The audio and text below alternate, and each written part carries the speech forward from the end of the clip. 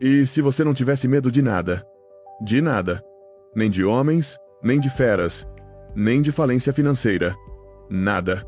Você entende o que isso significaria? Como sua vida teria mudado? Uma vez que você se torna destemido, a vida se torna ilimitada. Eu não tenho medo de nada. Eu já deveria estar morto. Fui atropelado por um búfalo em disparada, levantei-o, persegui-o, matei. Matei um urso Kodiak com uma faca. Você não pode me matar. Eu acredito nisso com todo o meu coração. Você não pode me matar. E claro, as pessoas de quem falei, Andrew Carnegie, Henry Ford, Rockefeller, Steve Jobs, todos eles são casca grossa. Floquinhos de neve derretem sob pressão. Em 1986, a pressão média do aperto de mão de um homem era de 118 libras. Em 2016, 96 libras. Níveis de testosterona e contagem de esperma testados 50 anos atrás e hoje. Eles estão produzindo de 60% a 70% da quantidade de testosterona e contagem de esperma que produziam. Estamos morrendo. Eles têm um medo mortal de tudo. Todo mundo está morrendo de medo do que pode acontecer. E então eles querem se passar por seus amigos. É como o meu teste do floquinho de neve, sabe? A primeira pergunta, parafraseando, é: o que você faria se alguém cuspisse na cara da sua esposa? E as respostas variam de: bem, eu tentaria averiguar que tipo de dia ele estava tendo. E se ele teve um dia ruim, eu tentaria ser compreensivo. Eu estaria na prisão por assassinato. Eu espancaria o cara até a morte. É disso que precisamos hoje? Não estou dizendo que esse sou eu, ok? Mas estou defendendo que os caras ajam como se tivessem culhões. Nunca há um momento fácil para tomar uma decisão difícil. Nunca. Mas o que você tem que ser capaz de fazer é puxar o gatilho, agir, e ler livros e ouvir podcasts não é agir. É apenas outra forma de procrastinação. A principal diferenciação entre as pessoas de alta performance é que elas acreditam no extraordinário.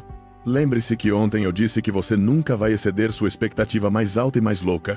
Para aqueles de vocês que querem ser milionários, vocês nunca chegarão a 10 milhões.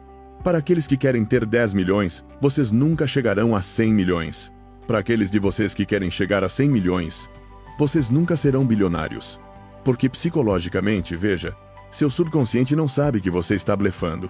Seu subconsciente começa a desacelerar quando você chega, vamos usar o número de 100 milhões.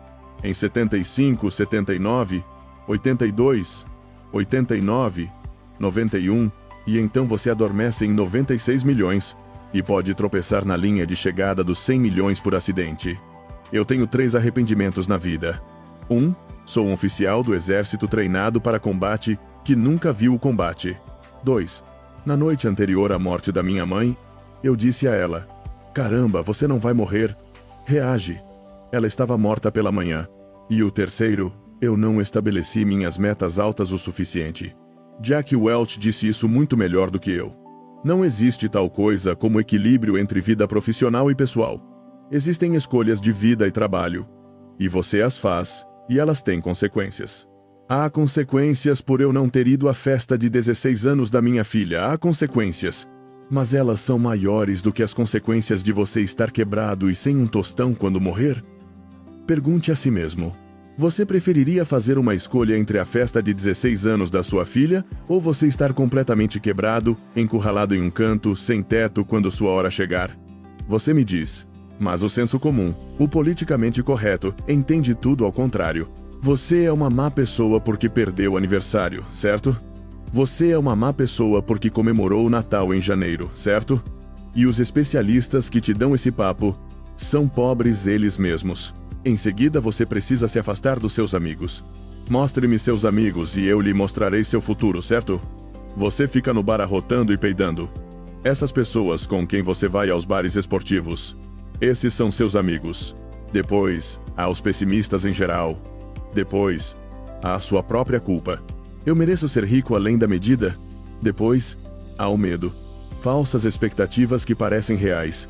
E depois, há simplesmente esta sociedade que quer te segurar. Estranhos são os tempos em que vivemos, quando os velhos e os jovens são ensinados com falsidades na escola, e a pessoa que diz a verdade é chamada de lunática e tola.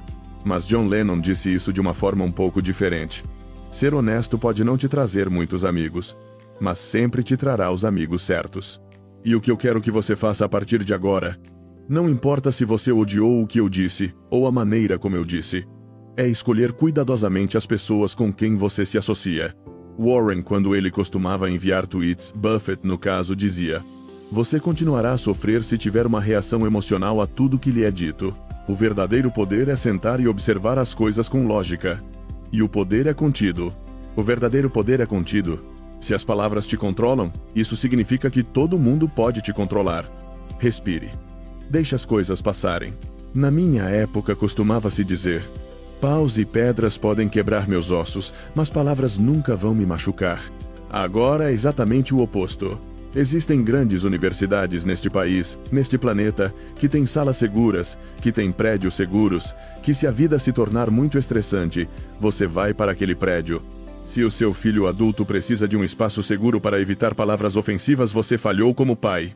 A maioria de nós se importa com o que as outras pessoas dizem. E a maioria das pessoas se importa com o que as outras pessoas pensam. E se você puder apenas reduzir essa bagagem emocional um pouquinho, você não tem ideia de quão mais livre você será e quanto mais você vai realizar em sua vida. A maioria das pessoas simplesmente tem hábitos ruins. E sabe, eu tenho esses mesmos hábitos há cerca de 50 anos. Quando me sinto fraco, eu apenas digo: qual é o seu problema? Vamos lá. E eu simplesmente vou lá e faço. E eu sei que, se eu tivesse que construir esses hábitos 20, 30 anos atrás, sabe, aos 70 anos eu certamente não estaria fazendo isso. Quer dizer, bons hábitos são difíceis de adquirir. Mas o que é ainda mais difícil de encontrar são pessoas que têm bons hábitos com as quais você pode conviver. Maquiavel disse: sabe, um governante é julgado por quem ele se cerca. Se eu fosse decidir que tipo de pessoa você era, ou você, pelas pessoas mais próximas a você, o que eu pensaria de você? Como eu te julgaria?